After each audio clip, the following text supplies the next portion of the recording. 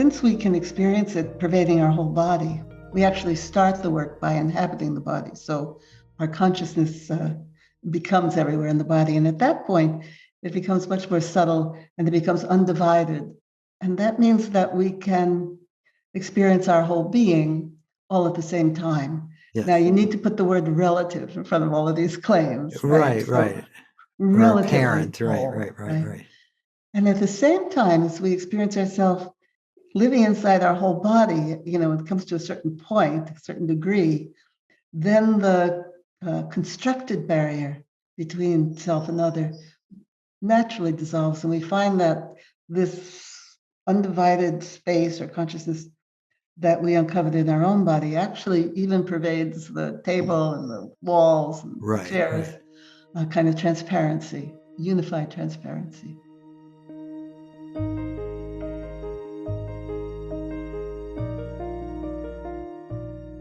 Welcome to Letting Go and the Greatest Secret, where we explore the end of your suffering and the beginning of lasting happiness. I'm Hale Dwoskin, and today my guest is Judith Blackstone. Judith Blackstone developed the realization process, an innovative method for embodied psychological and relational healing and non-dual spiritual awakening. She teaches worldwide and online.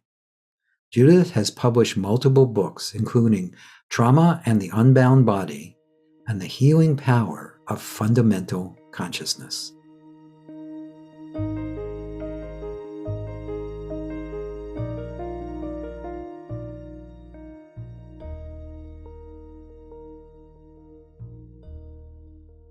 Well, the work I'm doing now is, of course, central to my life, one of the central things to my life, that and my relationship with my husband. It's called the realization process, and I've developed it over maybe the last 40 years. And it's a way of uncovering in ourselves a very subtle dimension of consciousness that we can actually experience. I don't really know what it is, but we can actually experience it pervading our body and pervading our environment as well. So it gives us a sense of our internal wholeness, and at the same time, it gives us a sense of oneness with everything around us. Now, my background in developing that is, as a young person, I had been a professional dancer, and in my mid-20s, I injured my back, and being in my mid-20s, of course, I thought my life was finished. And it was quite a loss because I'd been a professional dancer since I was 10 and worked very hard, as dancers do, to make this very hard toned body. And then it all began to fall apart. And I was still having people come to my loft where I lived in downtown Manhattan to take dance classes. That's how I made my living.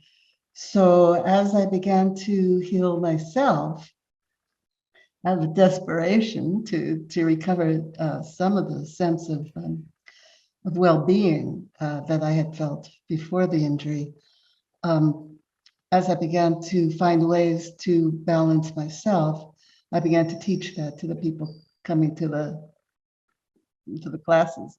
Instead of learning how to dance, they were now learning how to tune into the core of their being and so forth. And, so, and that's how it started. Now, from there, I went on a long journey. I mean, that was many years ago.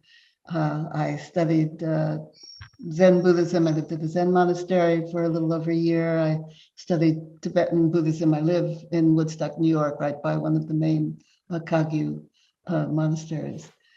And I had an Indian teacher for many years, 20 years. So I learned a kind of Advaita Vedanta from him, kind of non-dual Hindu techniques and understanding from him. So that's my spiritual background and my professional background. Great. So it sounds rich and varied, and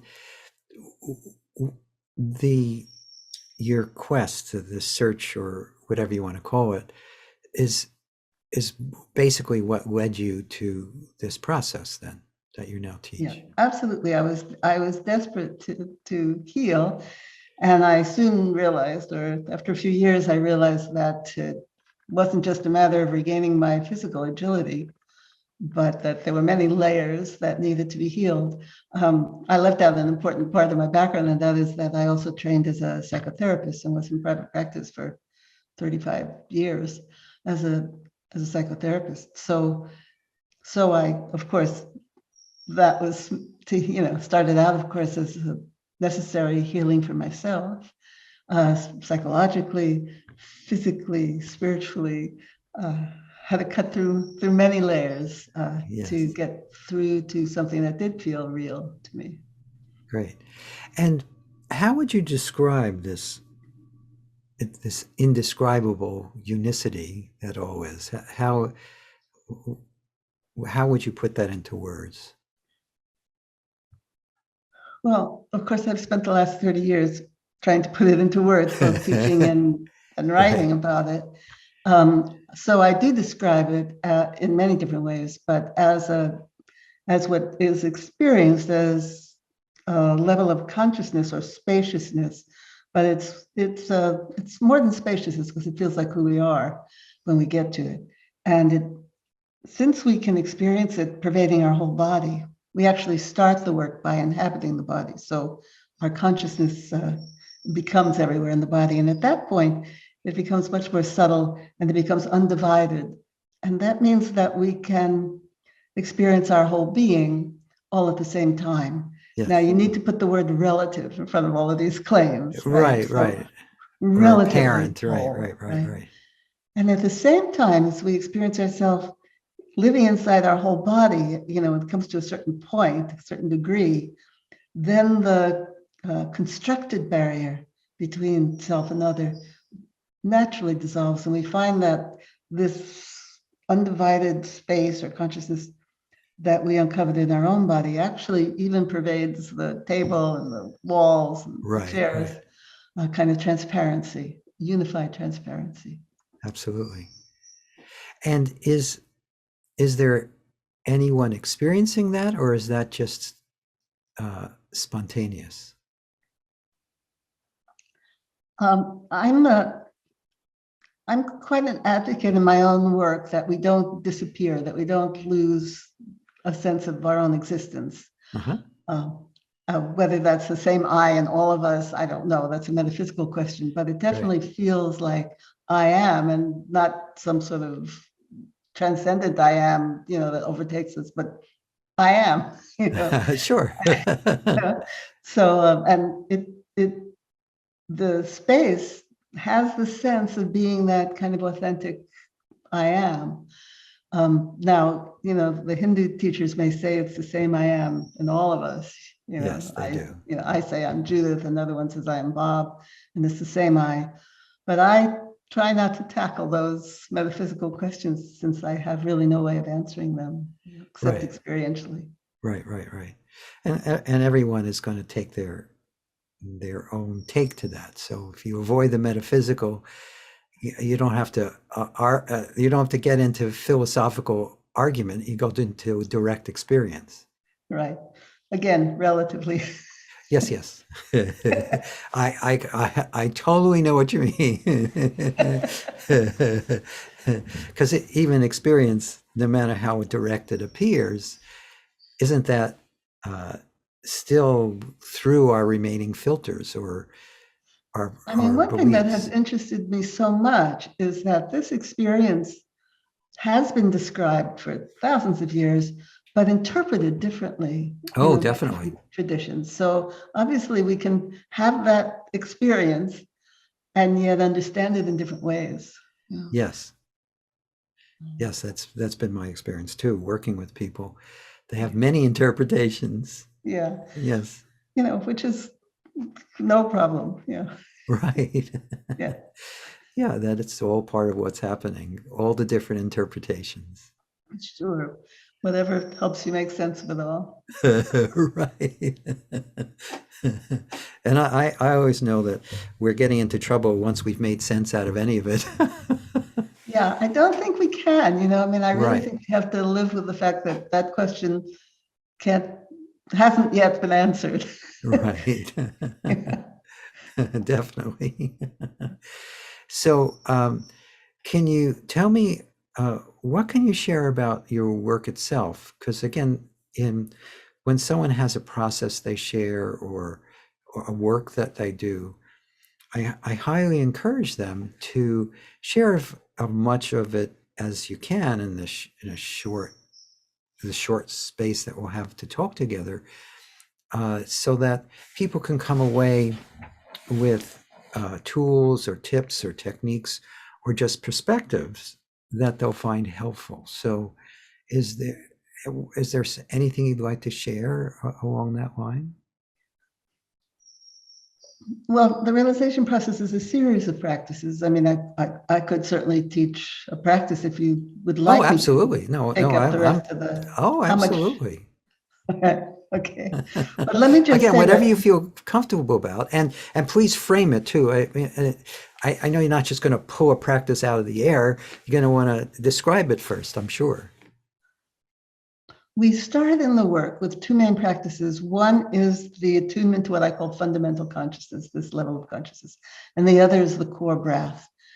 And the attunement to fundamental consciousness, we start by inhabiting our body and living with, not being just aware of the body, but actually being present within it, which is really quite a different experience. And in doing that, we actually uncover what seemed to be already present, so seem to be inherent qualities of our being. So we can actually feel a sense of our power, of our sexuality, of our love. We can actually even feel our intelligence in our head. And so we uncover these qualities of being. And then we work with finding the space outside the body and experiencing that the space is the same inside and out. Now that's a volitional attunement, of course. And the realization itself is not a volitional attunement. It's the Buddhists have a wonderful term for it. They call it self-arising. It appears, we find ourselves there, but only after, I believe, the hard work of attuning to it and making that deep inward contact with ourselves, so that when we do let go into fundamental consciousness, we don't let go from the surface of ourselves in that kind of energetic, expansive way, but we let go from within our entire body and being. So the oneness that we experience is not a oneness out there, but it's really a oneness that includes our own being. So that's one exercise, and that takes 35 minutes. I'm not going to teach that right now. But the other one is the core breath, and that I can easily do in just a few minutes. Sure. At least part of it. And that's attuning to a very subtle channel that we can experience. Again, don't know what exactly it is. We can experience it running vertically through our torso, neck, and head.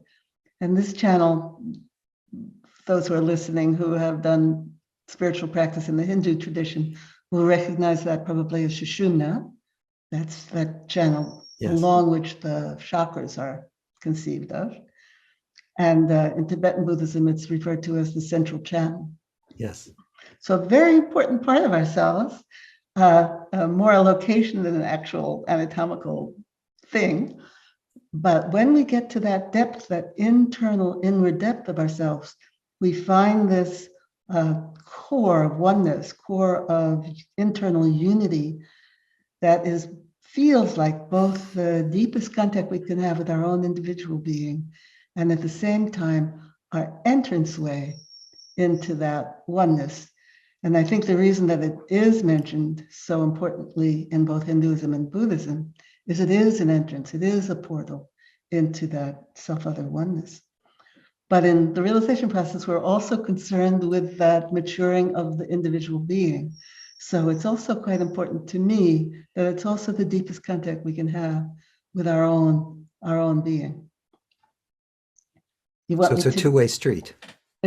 Absolutely. Yes. Two things happen in the same way, at the same time. The oneness and the separate wholeness. Yes. So we go into three main points in the realization process: the center of the head, the heart center, and the pelvic center. Yes. Now, the center of the head is a very interesting point. It's not the forehead. It's not the top of the head, seventh chakra. It's really in the internal depth of your head. So you may be able to find it finding your way deep inside your own head. Yeah, that's right. And bring your breath into the center of your head and back out again. So the breath comes into both nostrils, makes a single stream of air that can go right through to the center of your head. And then the exhale is release, goes wherever it goes. Now, just by being in the center of your head, you may be able to feel that it enters you into your internal wholeness, that it gives you access everywhere in your body at once without leaving the center of your head. And now, initiate the breath from within the center of your head, as if you had air there that you could breathe within the center of your head. So this can be a long breath, it can be plenty of air, but it's a very fine thread of breath.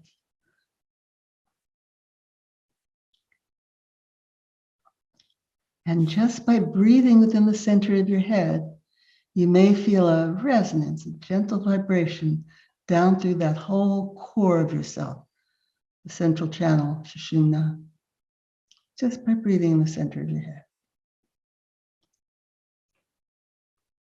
So do this gently, right? Especially if you've never done it before. Just gentle, thin, fine breath. And feeling that resonance down through your whole core.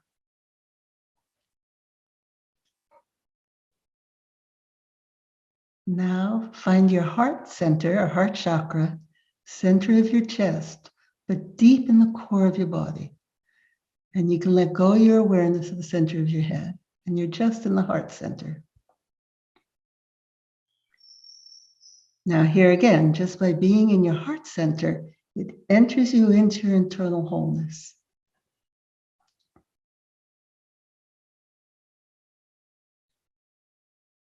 And now initiate the breath within the heart center. And it's just that fine thread of breath. In fact, it's like bringing the breath through the eye of a needle.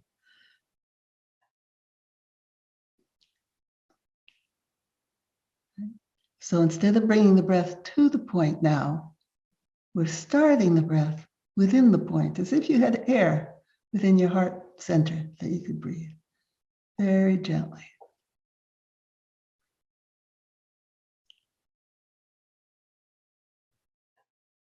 And just by doing that, you may feel a little vibration throughout that whole core of yourself again. And this time it will be upward and downward, the whole core. Very gently vibrating just by breathing within the heart center.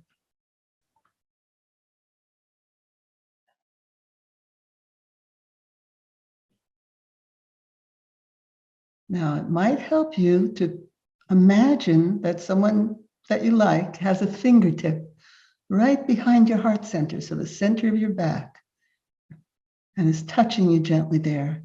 And you find that person's fingertip. And then you draw the breath right there where that fingertip is. So it's that deep.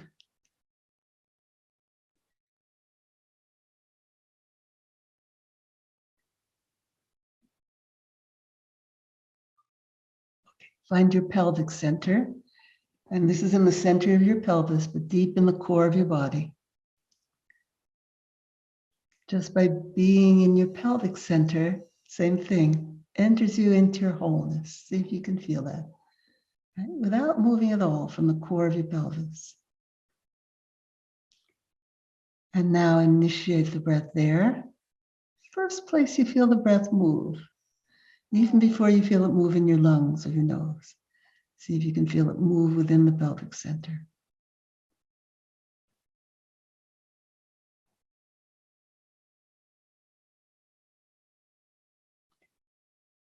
And just by breathing within the pelvic center, you may be able to feel that gentle vibration throughout your whole core.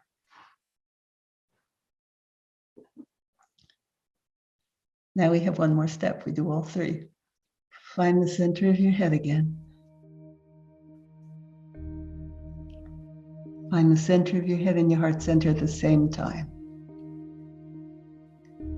Now, if you can, add in the pelvic center as well.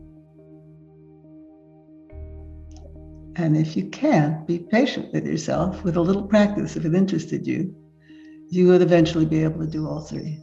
But for now, 2 or 3 is fine. And just by being in those, I'm going to say 3 points, it enters you into your internal wholeness. So you're in the center of your head, your heart center, and your pelvic center. And without moving from there, you can experience the whole internal space of your body.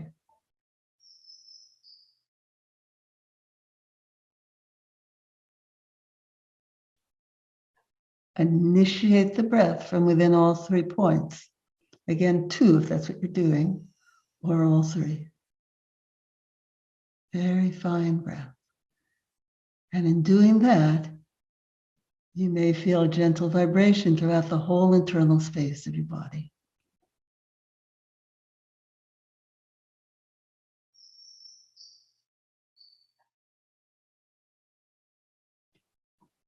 Here's an advanced part of it for those of you who want it.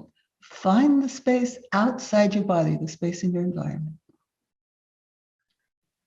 Let yourself experience, if you can, that this core of yourself enters you into not only your individual wholeness, but that pervasive space that's pervading your body and environment.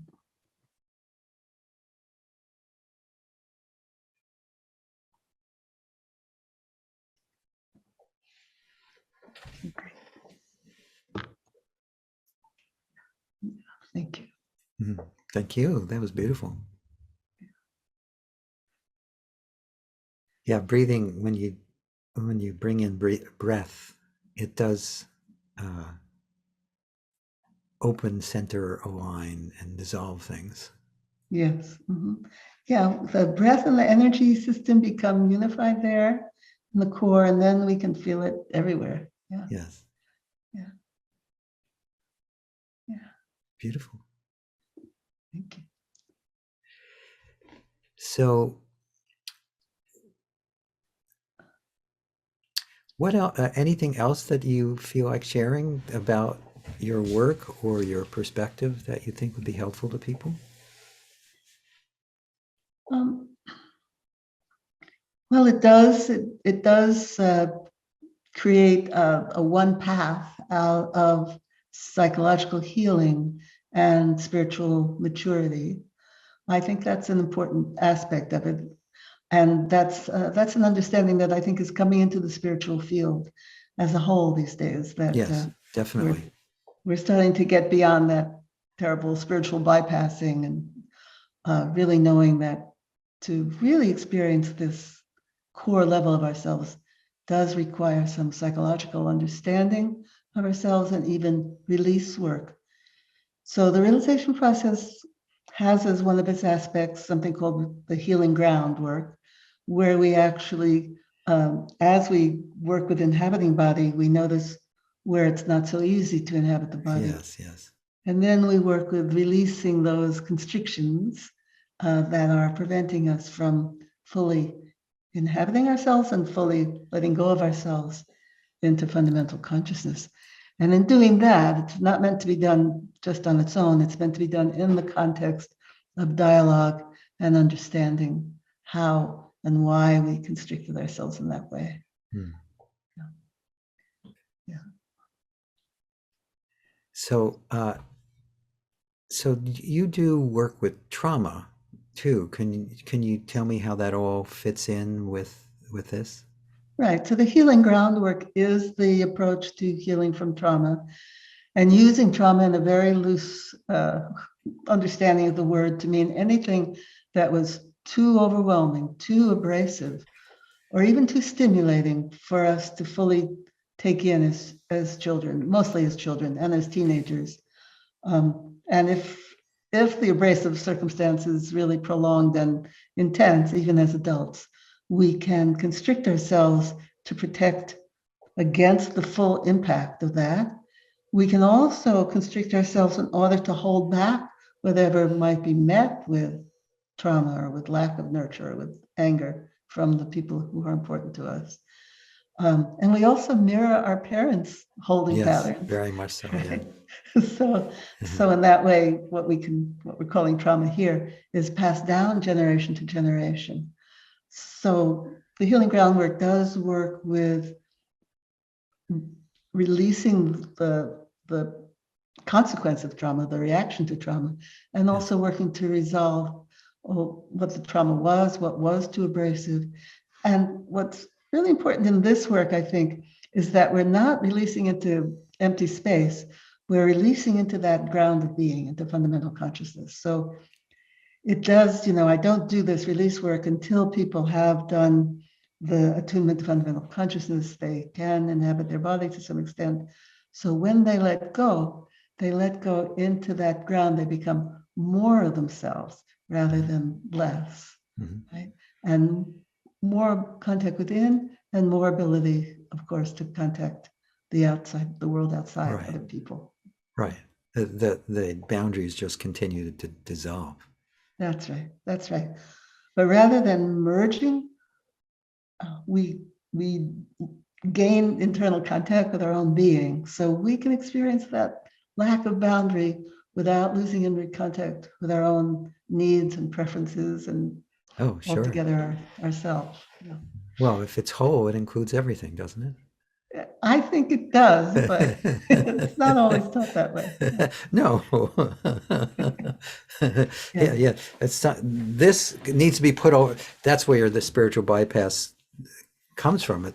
This is not good. It needs to be put somewhere else, or needs to be observed or witnessed or denied or rejected, as opposed to just first embraced and allowed and or fully be present with and welcomed, and then recognize that there's no difference between that which is the fundamental ground of being, as you're calling it, and all these apparent obstacles or traumas or contractions there, and also the beautiful persona that everyone carries, that it's unique. It's all the same thing. Is that how you would? Our own being is held waiting to be freed. Yeah. Great. Wonderful. So again, some of what you do is very similar to what we do. We Yes, I know that from Teresa. Yeah.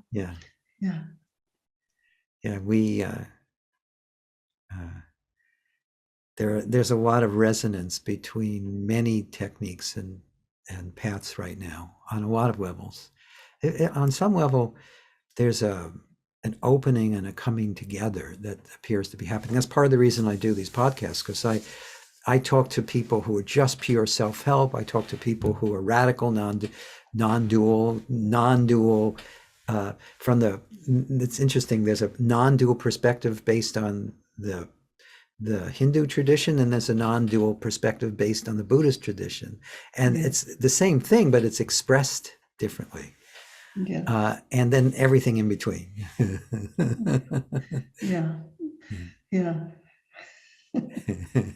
it's a good thing it all exists. Yes. Well, it's all part of the perfection. The way I see it or experience it is that it's all exactly as it's just as it is, and it's perfect in that way. Yeah, so we don't need to shut anything out. Right. So, so anything else you'd like to add or talk about? I'm flexible about how this goes. Well, I don't have anything from my side. I mean, of course, I can talk. There's a couple of more aspects to the realization process, and one is relational work, where there's a series of practices to be practiced by two people together. Yes. Specifically to be able to keep contact with oneself and experience oneness with another. We do that core to core, like the core breath that we just did. We can do core to core with another person. Very interestingly, sometimes when I'll introduce the work to a group, just by finding our own heart center, for example, it resonates with all the other heart centers Yes, in the yes, room. yes, yes. You know, there really is just one center, you know. Yes. But we each do experience it as our own center. So there's a whole wing of the work, and that's called the empathic ground, and that's the relational aspect of the work. And then there's the movement aspect, which of course is how it started, you know. Right, because of your background. That's right. So I'm still teaching that, you know, and then of course a very modified, transformed way. Yes, yes. So can you talk about that a little bit? Obviously, you're not going to do a dance class or a movement class on a Zoom call or on a podcast, but You know, I have. yeah. Well, we've all gotten very creative over the past few years. That's right. Yeah, I think I'm finally getting really the hang of this Zoom thing. Yes. Yeah, the amazing thing about the transition that I went through from being a very trained, highly trained and skilled dancer, where I was taught to, you know, tighten one leg, for example, so that I could lift that other leg up and twirl it around. But when we inhabit our body and know ourselves as this undivided ground, if we move even one hand or even one finger, the whole internal space of our body is engaged in the movement. Yes. So even to move one part is a moving of our whole. And so that's what I'm teaching. And along with that becomes incredible economy. You know, what used to be like a real struggle to get that leg up, you know, now becomes fluid and very easy. That was the first thing that I noticed when I started to heal myself and retrain. For a while, I thought I would go back to being a dancer with this kind of new understanding and contact with myself. And that was the first thing I noticed, is that it just was so easy. You know, I could jump and it would just go whew, way up. Well, that's amazing. But that's how it is to know yourself as that very light, transparent level. Yeah. Yeah, the heaviness leaves the body. That's right. That's right. We open to currents that move through the body. Sometimes when people first inhabit their body, they feel, you know, really tied to the ground. They feel Oh, like yes. Dense. Dense They'll never almost. walk again, right? Right. if they've been avoiding it their whole lives, Yeah, suddenly recognizing there is a physical, it's like, oh my God. That's right. Yeah. I mean, for myself, you know, even as a dancer, I used to live way above myself, you know, like, you know, I thought I was 6 feet tall, you know. Right. And then inhabiting the body and coming all the way down to the ground, realize, oh no, I'm on the earth. But then the earth has a wonderful surprise for you. And, you know, all this energy moves through the body then and makes it very light and buoyant. Mm. Yeah. Yeah, it's beautiful. Yeah. Beautifully put too. So, I mean, but just moving your hand, you can move it in that way, can't you? It's not just. That's right. That's right. So if you want a short practice, people yes, listening, please. You can, sitting here, if you're sitting, you can just rest your arms down by your side. Take a moment to feel that you're in your whole body. I know we haven't done the practice for that, but you may be able to feel that. So not just aware of your body, but actually present within it and present within your arms. And now moving your arms as that internal space. So the internal space of your arms moves through the space of the room. And you may be able to feel then that your whole being is engaged in that movement, even though you're just moving your arms a little bit out to the side and back down again. Now, here's an amazing thing for those of you who can feel it. Inhabit your whole body and attune, as you can, to a quality of self in your whole body. Now, this is not a thing. It's not a metaphysical entity. It's just a feeling. That's right. And now moving your arms as that quality of self, and let yourself feel the difference. Right? So there's a real I am to that movement. Okay. All right, that's the dance class. And then Oh, I feel like I can do pirouettes now. you probably can. Actually, what I experienced when I was doing the arm movements is that I felt like there was this unmoving space that was became more aware of the unmoving space that was both within and without the body.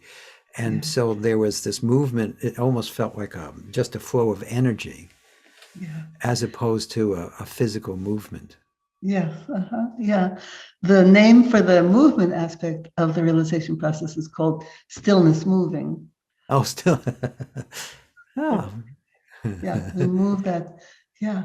So we can actually experience ourselves on those three levels: physical matter. And when I teach this in a group and I have everyone attuned to themselves as physical matter, you can feel everybody separate into little clumps of matter. And of course, many people spend their lives as that kind of separate Yes, clump yes. of matter. And then I ask people to attune to themselves as energy, flowing, streaming, pulsing, vibrating energy. And then, if they've already done some of the practice, to attune to themselves as the stillness of fundamental consciousness, absolutely still, right? And the interesting thing is, when we know ourselves as that stillness of fundamental consciousness, we also get to the most subtle level of our energy system, little tiny spanda, little tiny vibration in the space. Yes. So, and then because fundamental consciousness is experienced, pervading everything, we can experience it as a level of disentanglement, right? That's how because it remains undivided in our experience. Yes. Everything moves through it. So our energy system then becomes freer and more fluid, moving Yes. through that stillness. Yes. Beautiful. Hmm.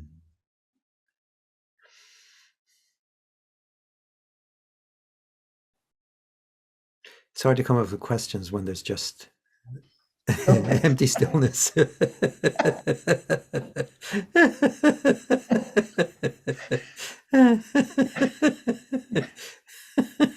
Yeah, really nothing to ask, which is good because I have no answers at all.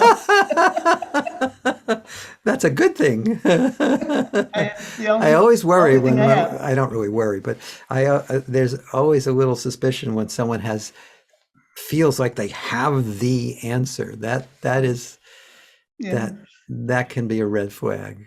especially if you've done a bit of reading, and you know this other answer over here that contradicts that one. Right. Well, as long as you're using language, there is contradiction. Language itself is a contradiction.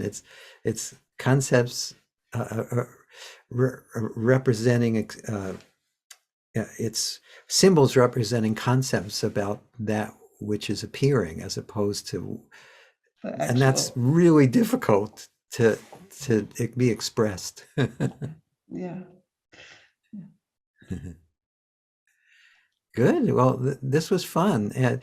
Anything else you'd like to share with all of us? Not really. It's been lovely to meet you, as I had a Likewise. feeling it would be. Likewise. Is there anything you're up to right now that you want to talk to people about? Well, I've got several teacher trainings coming up.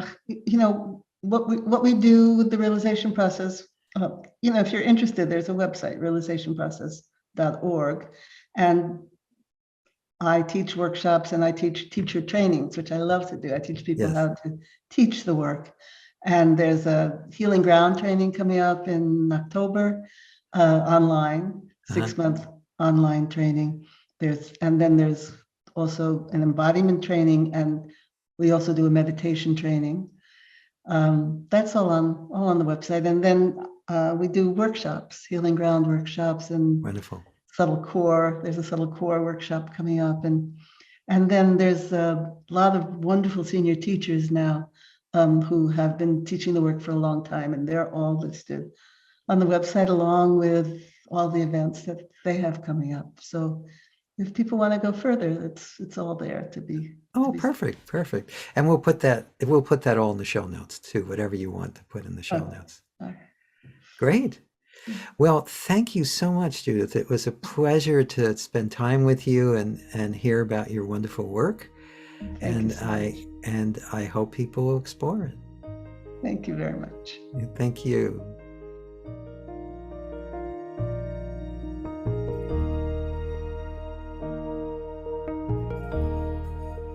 I hope you enjoyed our conversation with Judith Blackstone. You can learn more about Judith at realizationprocess.org. That's realizationprocess.org. If you've enjoyed this podcast, please subscribe so you have immediate access to future episodes. Please give us a 5-star rating and share it with the people you care about.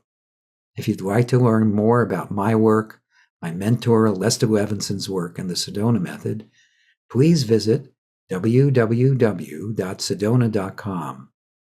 As you explore our site, you learn the key to lasting happiness, success, peace, and emotional well-being. We have books, courses, events, and plenty of free material to explore. Again, go to sedona.com. That's SEDONA.com. Thank you for being here, and we'll catch you on the next episode of Letting Go and the Greatest Secret.